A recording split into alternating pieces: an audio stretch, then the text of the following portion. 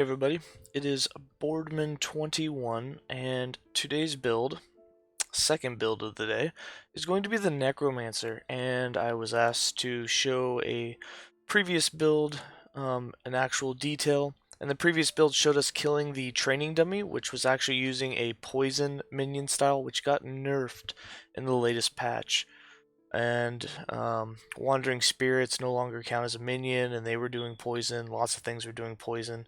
But we put together a similar build, and this one is all bleed damage. Everyone does bleed. There's over 100% chance of bleed on every attack by every minion.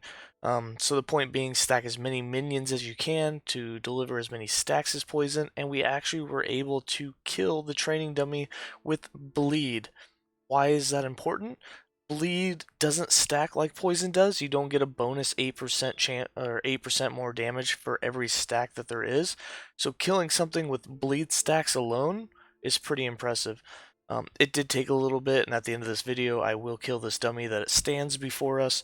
But before that, let's go into detail about the build. Let's start off with the skills. The 5 skills that we are running are Summon Skeleton, Transplant, Rip Blood, Summon Bone Golem, and the Summon Wrath. And we're actually using 6 skills. Since we don't actually cast Rip Blood, we actually put the mages down in our bar. So they don't have a skill tree, but we can summon 4 of them, and that's 4 extra minions doing extra damage. So we'll start with the summon skeletons. Basically, all you care about is getting your 10 skeletons. Doesn't matter whatever else you do. So take the +1 for Grave Walkers up to the northeast. Take the +1 maximum skeletons right below the Unholy Rage to the left. We also got rid of all warriors to the left. And then after that, you can basically do whatever you want. There's another +1 maximum skeleton Hollow Walkers down below. We put 5 into their health and archer damage. We got some leech going on, mana efficiency, crit chance, some extra melee area of effect, which is actually pretty nice because it'll affect bleed on multiple things when it does hit in an area of effect and mobs are close together. Then we have Transplant. With Transplant, this is your defensive utility. You're going to cast it as often as you can, as long as there are mobs around. And the reason for that is, 1, it will cast Bone Armor, which we have here, which will reduce the damage you take by 12% and give you 300 additional armor. You also get 20% more bone armor effect with the 2 points up here, which increase those by 20%. And then we have an additional duration of 3 seconds.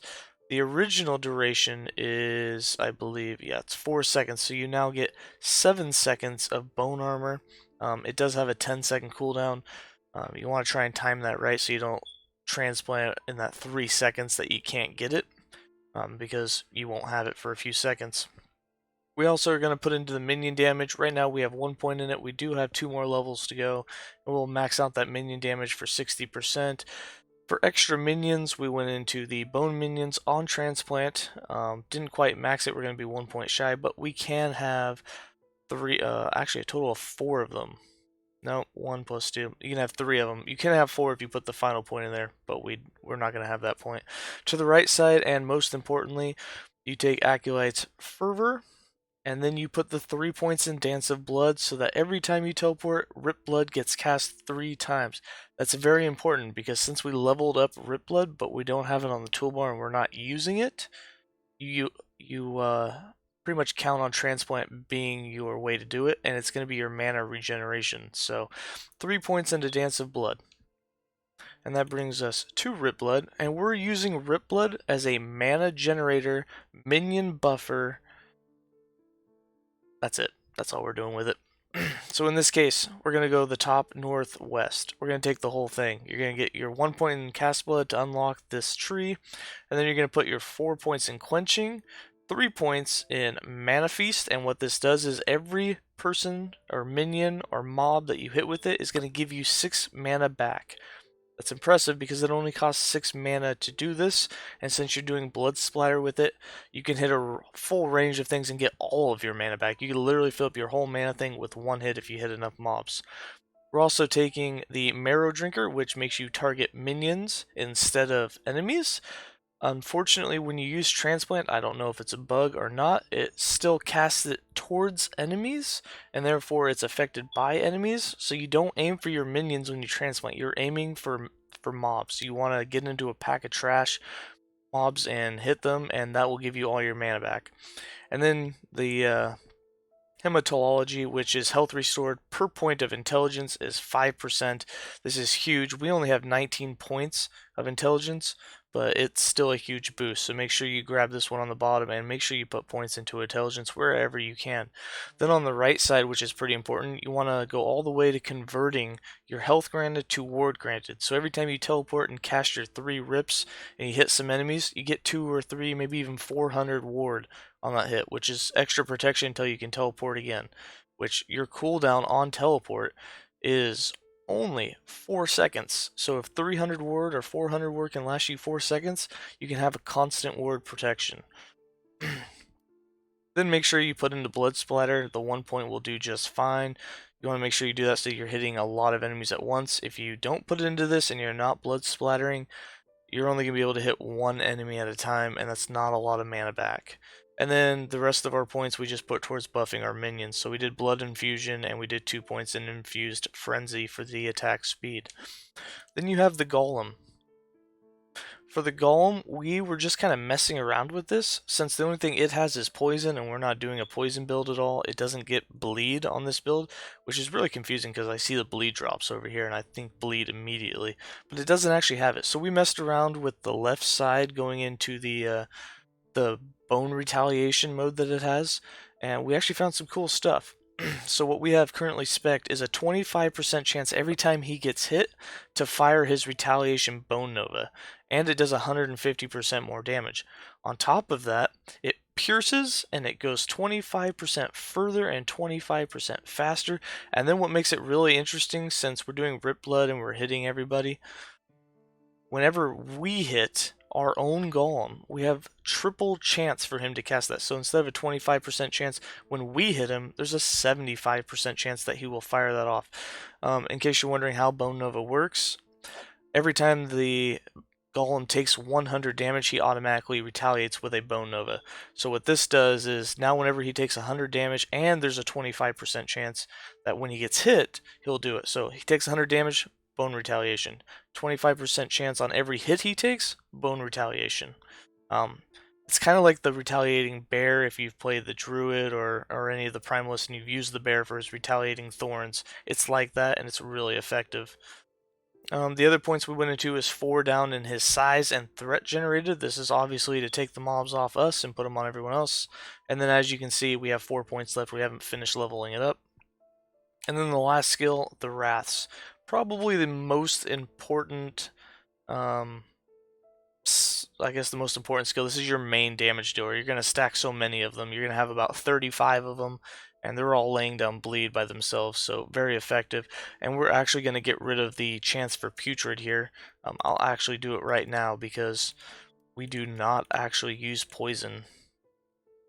So this, we'll just leave the poison chance for this build right here, but these 2 points we're going to stick right back into the cooldown for it, so you can summon more of them faster, and that'll actually let us cap out above 35 of them. But we are taking the right side of the tree.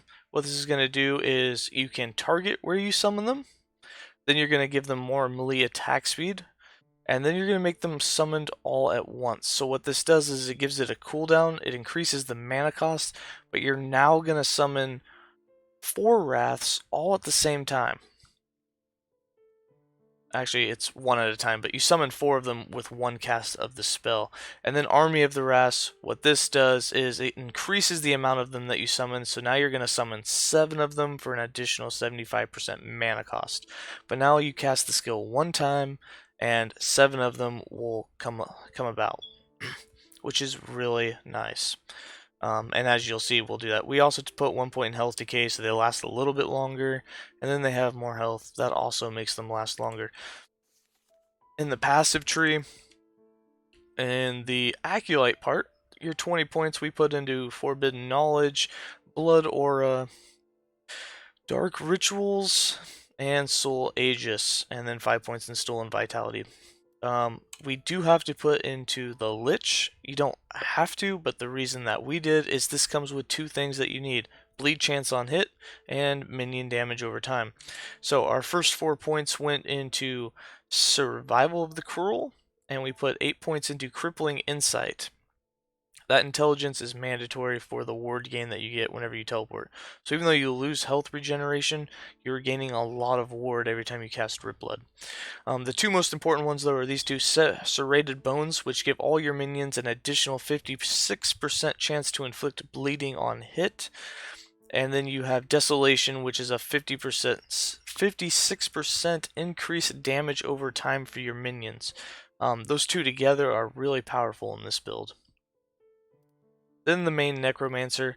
Nothing super important in this one. It doesn't come with any bleed or poison, which is really weird, especially for minion builds. So you can basically put into whatever you want. The most important ones that I would say there's is anything that gives you plus maximum minions or gives your minions more health. In this case, we went for the blood armor so that they have regen. We went into giving them more health with mortar tether. We did a +1 maximum skeleton. Then just directly above that, 2 more maximum skeletons, and then we have a maximum mage up here at the top. The most important skill you can't really live without is Empty of the Graves, and what this does is it gives you 16 armor and 8% increased health regeneration for each minion you control. And since at times we're going to have between 50 and 60 minions, this actually increases your health regeneration by 400%.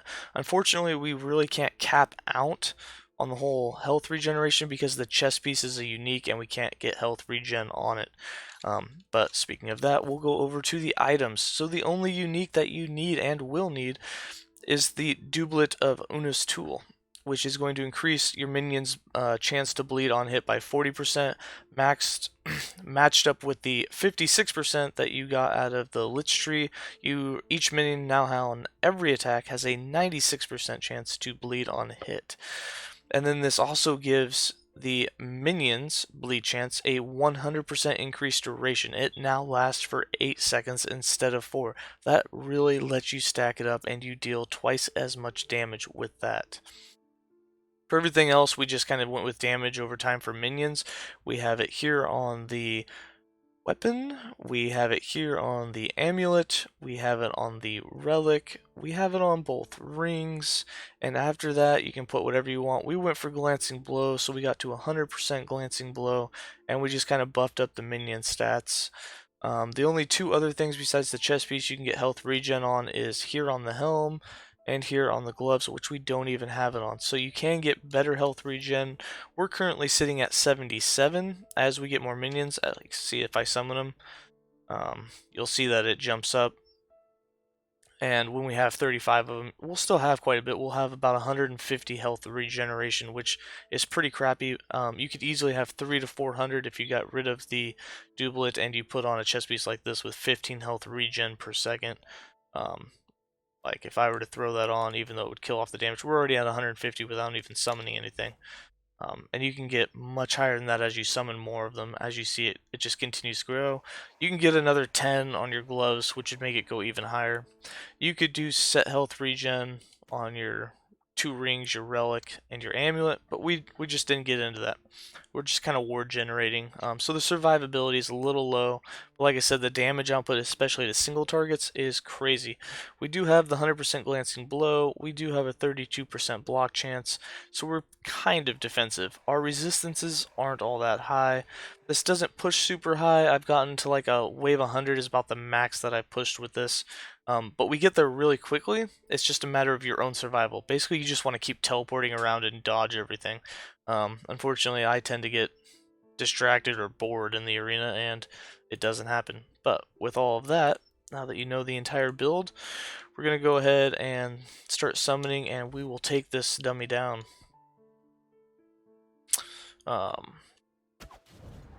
It will take a few moments to do. You'll see as we teleport, our mana just instantly comes back. Yeah, it just fills right back up.